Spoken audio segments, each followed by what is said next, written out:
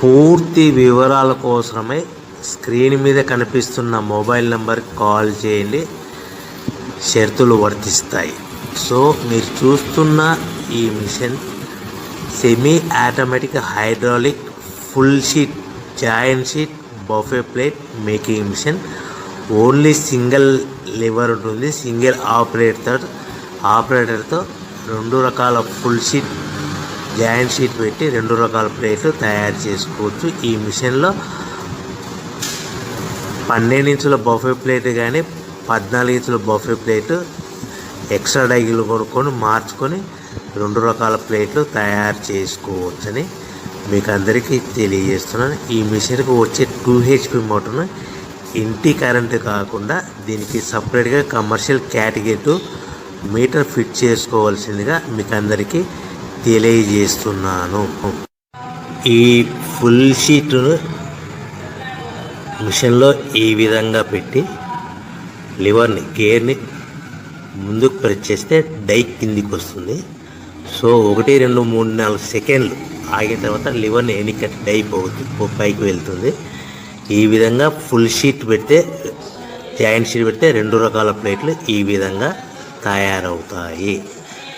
So మనకు only single gear single ఆపరేటర్తో మనం ఈ విధంగా షీట్ పెట్టి గేర్ని మళ్ళీ ముందుకు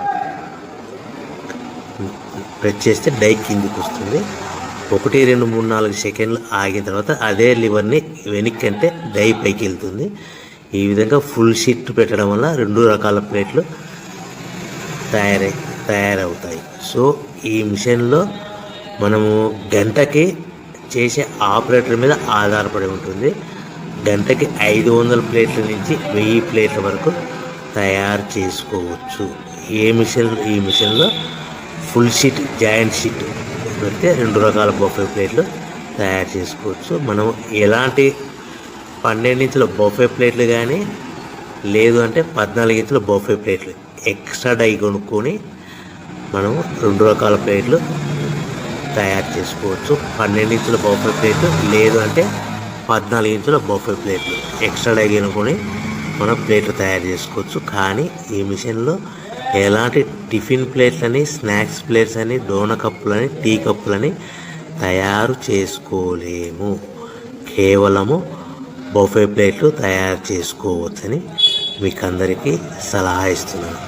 మనం మిషన్ కొనుక్కున్న తర్వాత దీనికి వచ్చే 2 HP మోటార్ని ఇంటి కరెంటు మీటర్ కాకుండా దీనికి సపరేట్గా single phase commercial category 2 metre fit చేసుకోవడం వల్ల భవిష్యత్తులో ఎలక్ట్రిసిటీ డిపార్ట్మెంట్ నుంచి మనకి ఎలాంటి ప్రాబ్లమ్స్ ఉండవని మీకు అందరికీ తెలియజేస్తుంది.